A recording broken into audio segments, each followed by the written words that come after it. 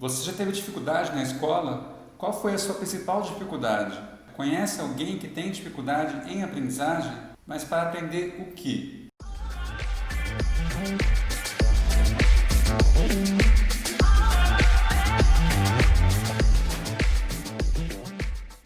Muitas discussões acerca desses dois aspectos, dificuldade ou transtorno de aprendizagem, são realizadas em diferentes ambientes. Ambos têm a ver com o ambiente escolar e o quanto as crianças e adolescentes podem ter dificuldades neste ambiente. Normalmente, a dificuldade está associada a aspectos socioculturais e ou pedagógicos.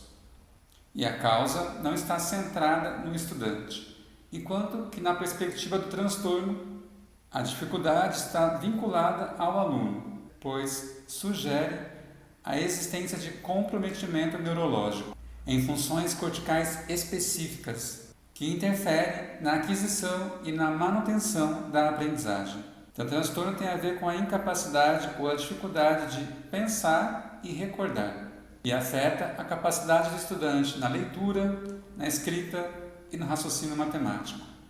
Aqui, quero chamar a atenção que o transtorno não deve ser confundido com atraso cognitivo, autismo, surdez, cegueira e outros transtornos de comportamento. E também devemos estar atentos se esse transtorno, se essa dificuldade não se refere à falta de oportunidades. Os transtornos de aprendizagem são diagnosticados quando os resultados do indivíduo em testes padronizados de leitura, matemática, de expressão escrita estão abaixo do esperado, considerando a idade, a escolarização e o nível de inteligência.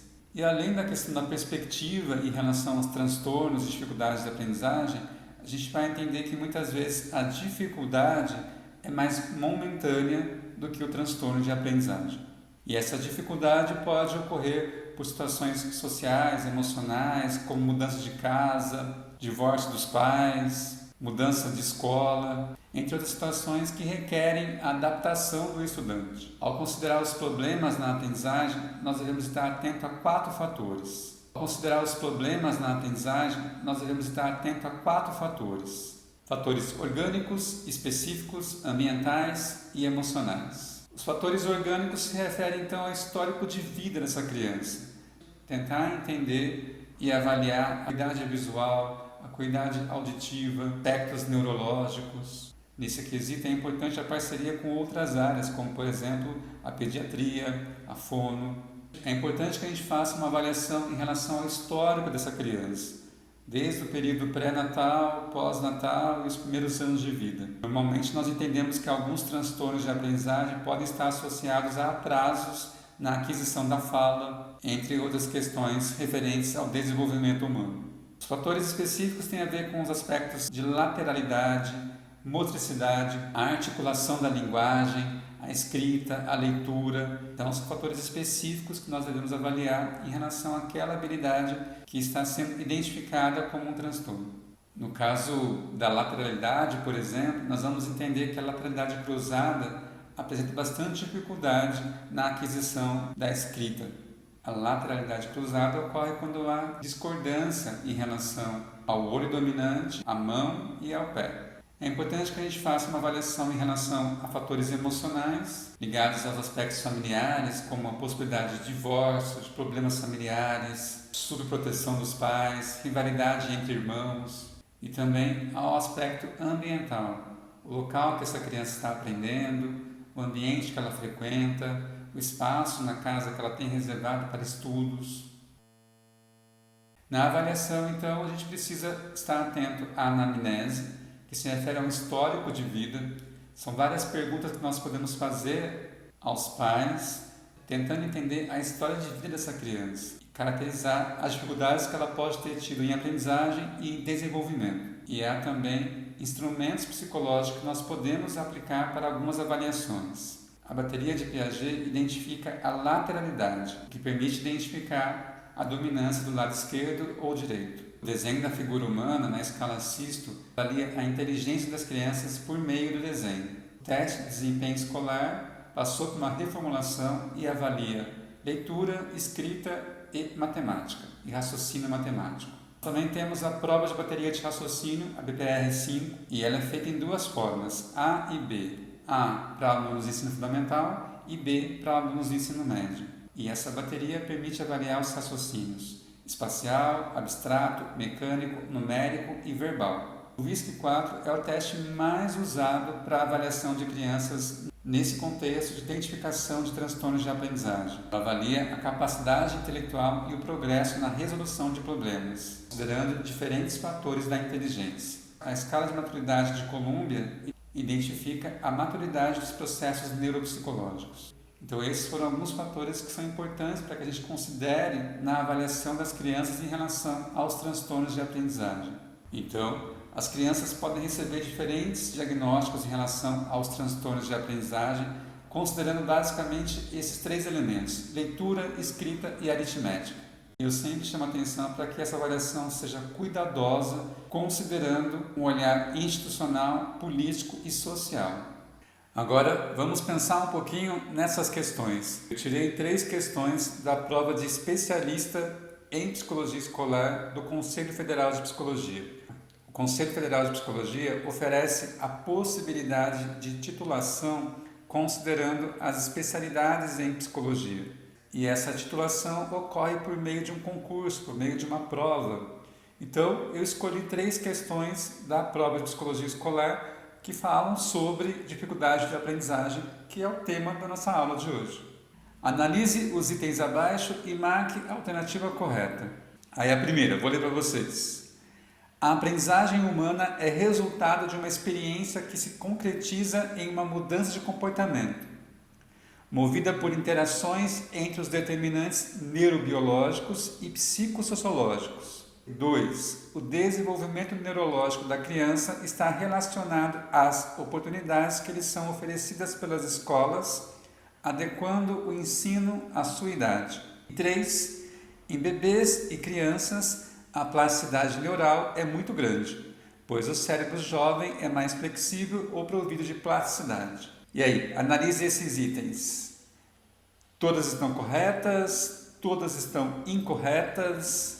Apenas 1 e 2 estão corretas, apenas 2 e 3 estão corretas ou apenas a 2 está correta? 5 segundinhos para a resposta.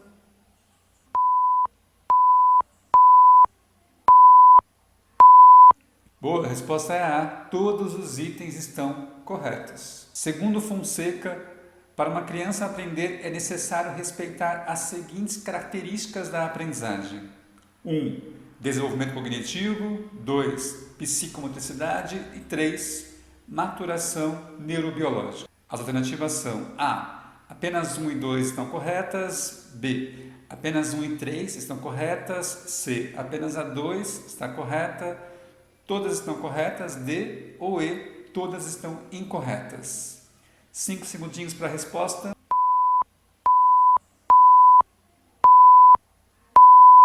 Essa é bem fácil. Eu espero que você tenha acertado. Todas estão corretas. É necessário desenvolvimento cognitivo, psicomotricidade e a maturação neurobiológica para aprender. Bom, essa é a terceira e a última questão. Ela é um pouco mais longa, mas vamos lá. A gente aprende junto. Sobre as dificuldades de aprendizagem. Não se pode afirmar que A. Significa qualquer tipo de problema presente ao longo do processo de aprendizagem, decorrente de causas internas, externas ao educando, e não necessariamente por problemas orgânicos. B. É decorrente de disfunção neurológica, ou seja, comprometimento neurológico, que interfere na assimilação, processamento e armazenamento do conhecimento. C. Aparecem quando a prática pedagógica diverge das necessidades dos alunos. D. Aumentam com a falta de condições satisfatórias para a realização de um trabalho pedagógico com qualidade. Por exemplo, sala de aulas superlotadas, materiais insuficientes, desmotivação do professor. E os fatores desencadeantes podem ser falta de estrutura nas práticas educativas, diversidade cultural ou problemas afetivos sofridos na rede de relações familiares e sociais. 5 segundinhos para a resposta.